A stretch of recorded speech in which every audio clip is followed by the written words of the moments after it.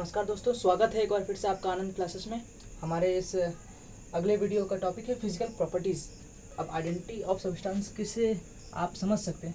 Identity में उसका जो प्रॉपर्टी होता है। अब किसी सब्सटेंस का प्रॉपर्टी कैसे बता सकते हैं। अगर हमारे पास एक फ्लूइड है तो हम कहेंगे कि वो बह सकता है, उसके पास बहने की टेंडेंसी है। और अगर एक सॉलिड है तो मजबूत है, उस पर हाथ मारेंगे तो हमें चोट लगेगा। तो सॉलिड में क्या होता है, इंटरमॉलिक्यूलर लॉकिंग बगल में होता है, यानी कि बहुत बगल बगल होते हैं उसके मॉलिक्यूल्स। तो ये क्या हुए, ये उसके प्रॉपर्टीज़ हो गए। अच्छा, तो प्रॉपर्टीज़ एक्चुअली क्या क्या हो सकता है। उसका डेंसिटी हो सकता है, उसका टेम्परेचर हो सकता है, उसका प्रेशर वगैरह हो सकता है। कैसे, अगर उसका टेम्परेचर बढ़ा रहे हैं तो टेम्परेचर वो कितना हद तक गेन करता है, उसका डेंसिटी क्या है, उसका प्रेशर क्या है।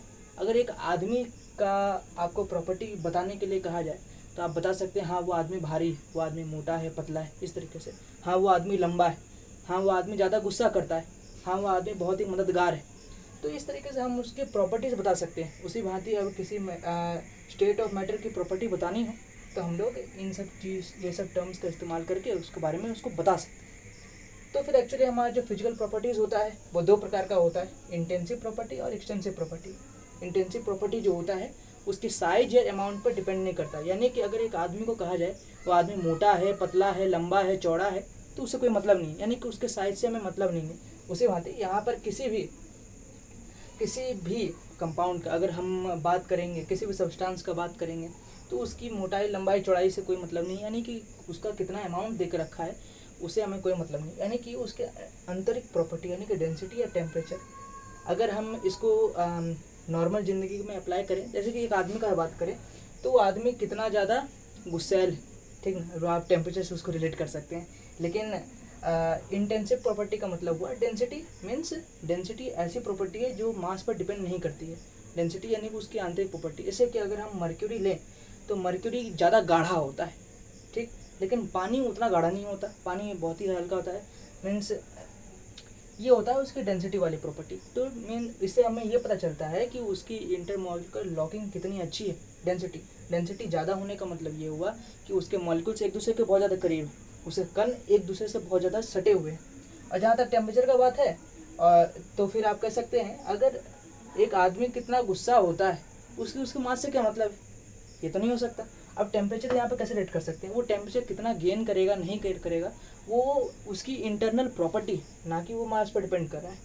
उसके बाद हमारा दूसरा टर्म आता है वो एक्सटेंसिव प्रॉपर्टी।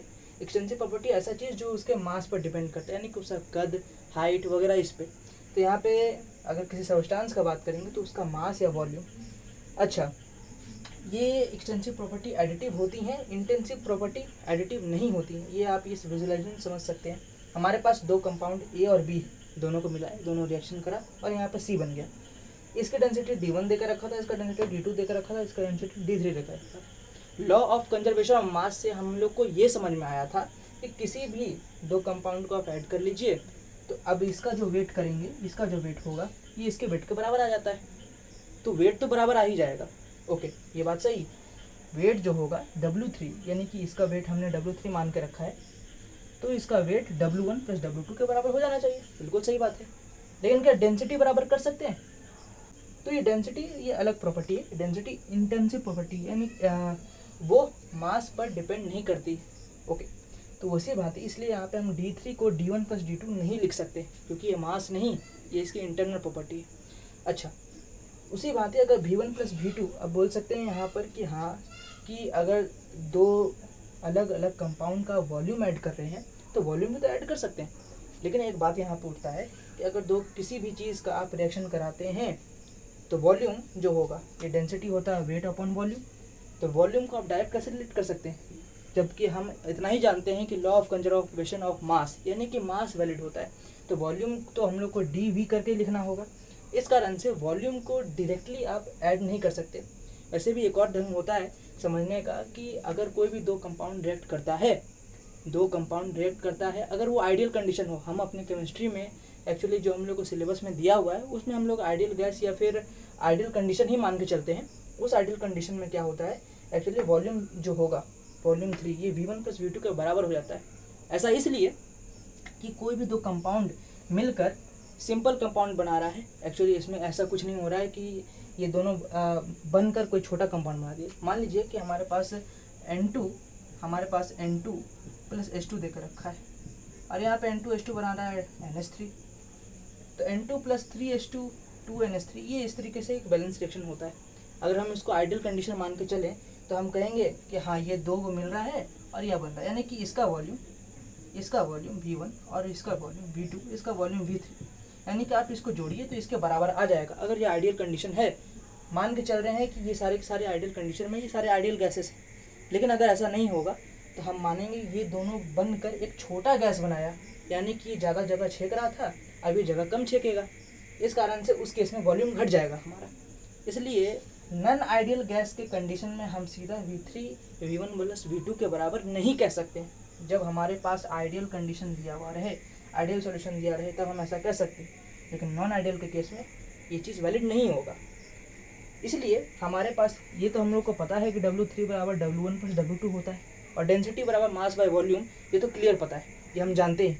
तो density is equals to weight upon volume, तो वेट हमारा क्या हो जाएगा, डेंसिटी इंटू वॉल्यूम। तो इसी भांति हम लोग W3 को लिख सकते हैं डेंसिटी इंटू वॉल्यूम, यानी कि D3 इंटू V3। उसी तरीके से W1 को लिख सकते हैं D1 इंटू V1 और W2 को लिख सकते हैं D2 इंटू V2। तो हमारे पास एक बना बनाया फॉर्मूला जाता है D3 V3 बराबर D1 V1 plus D2 V2। Actually real world में हम इसी का इस्तेमाल करें तो ज़्यादा सेफ रहेगा, क्योंकि अक्सर सवाल में ये दिया नहीं रहता है कि आइडियल सोल्यूशन है कि नहीं, रादर वो हमसे ये फॉर्मूला यूज़ कराने का कोशिश करेगा। चलिए प्रॉपर्टीज़ के ऊपर सबसे पहला सवाल हमारे पास इस तरीके से है, हमारे पास दे रखा है 100 ml of liquid A is mixed with liquid B, इसका 300 ml देकर रखा है। कैलकुलेट द फाइनल डेंसिटी, यानी कि मान लीजिए हमारे पास एक लिक्विड A है और लिक्विड B जो दे रखा है, ये मिल के बना रहा है एक लिक्विड C, कुछ मान लेते हैं। इसकी डेंसिटी हमारे पास दे रखी है D बराबर 2 ग्राम पर मिलीलीटर और हाँ वॉल्यूम हमारे पास दे रखा है 100 मिलीलीटर। उसी भांति हमारे पास B का दे रखा है, डेंसिटी दे रखा है 1 ग्राम पर मिलीलीटर और इसकी वॉल्यूम हमारे पास दे रखी है 300 ml। तो हमसे पूछता है कि इसका डेंसिटी क्या है, इसका D3 क्या है। यहाँ पे हमारे पास एक और टर्म लिखा हुआ है, एक नोट लिखा हुआ है, consider ideal condition. Ideal condition में मैंने बताया था कि अगर वॉल्यूम हमारे पास दिया हुआ हो, यानी कि V1 plus V2 is equals to V3 लिख सकते हैं। उसी तरीके से हमने एक और फॉर्मूला वहाँ पे डिराइव किया गया था, D3V3 is D1V1 plus D2V2। Actually यहाँ पे हमने ये दोनों ही फॉर्मूला का इस्तेमाल कर लिया, तो हम लोग को ये इस क्वेश्चन से ये बात तो पक्का पता चल जाता है कि ये V1 प्लस V2 बराबर V3 ये बिल्कुल इग्नोरेंट नहीं है जब आइडियल कंडीशन हो। यानी आइडियल कंडीशन का जब बात करें तो हम लोग को ये बात का तो पक्का ध्यान रखना है। तो चलिए इसको अप्लाई कर देते हैं। हमारे पास V1 देकर रखा है इतना, V1 V2 दे रखा है इतना, तो V3 आराम से पता चल जाएगा। V3 हमारे पास आ जाता है 100 प्लस 300, 100 प्लस 300, तो हमारे पास हमें V3 पता चल गया 400। अब हम ये सभी वैल्यू अप्लाई कर देते हैं इस फॉर्मूले के लिए। तो हमारे पास D3 हमें पता नहीं है, V3 हमने इसके थ्रू पता कर लिया। ये एक्चुअली क्या है, लॉ ऑफ कंजर्वेशन ऑफ मास से हमने निकाला है। ये एक्चुअली था W3 बराबर W1 प्लस W2 और W3 को हमने D भी करके लिख दिया, density equals to mass of volume से हमने इसको कन्वर्ट किया है।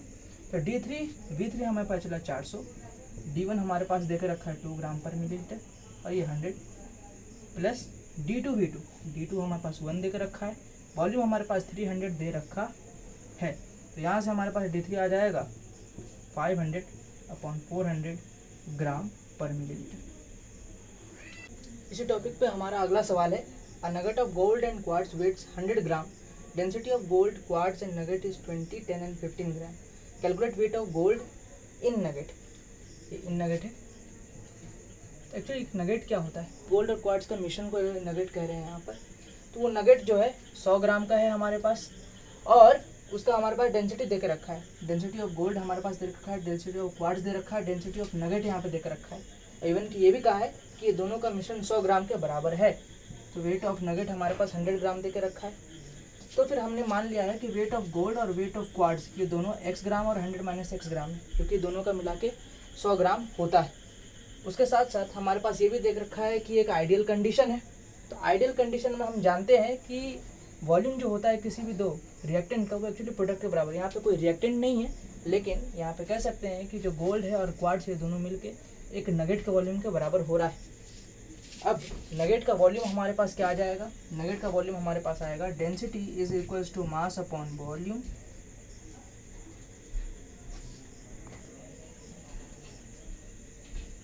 तो वॉल्यूम ऑफ नगेट हम यहाँ पे कैसे कैलकुलेट कर सकते हैं, डेंसिटी होता है मास upon volume, mass upon volume. Mass of nugget हमारे पास देके रखा है, तो वॉल्यूम ऑफ नगेट हमारे पास आ जाएगा mass of nugget that is 100 gram upon volume, जो हम वॉल्यूम ऑफ नगेट हमें अपॉन डेंसिटी, तो डेंसिटी ऑफ नगेट हमारे पास देकर रखा है 100 अपॉन 50। तो हमारे पास टोटल वॉल्यूम जो यहाँ इस हिसाब से ये वॉल्यूम हमारे पास आ जाता है 100 अपॉन 15। उसी प्रकार से वॉल्यूम ऑफ गोल्ड, अब वॉल्यूम ऑफ गोल्ड भी इस तरह से लिखेंगे, वॉल्यूम हो जाएगा मास अपॉन वॉल्यूम। तो इसका मास कितना दे रखा है, ये x 100 माइनस एक्स मान के रखा है, यहाँ पे हम लेके तो मान लेते हैं mass of gold upon density of gold. तो डेंसिटी ऑफ गोल्ड है हमारे पास 20 ग्राम पर मिलीलीटर। उसी तरह से क्वार्ट्स का यहाँ पे हम मान लेते हैं मास MQ क्वार्ट्स अपॉन हमारे पास डेंसिटी ऑफ क्वार्ट्स देख रखा है 10। हमारे पास इक्वेशन नंबर 1 ये आया। और दूसरा तो हम लोग law of conservation of mass के हिसाब से कर सकते हैं कि mg plus MQ is equals to 100 grams. ये हमारे पास दो चीज़ आ जाता है। इसको कैलकुलेट करने के बाद हमारे पास मास ऑफ गोल्ड ये आ जाता है 200 अपॉन 3 और मास ऑफ क्वार्ट्स हो जाएगा 100 minus 200 upon 3 that is 100 upon 3 grams. तो ये हमारा फाइनल आंसर हो जाएगा। धन्यवाद।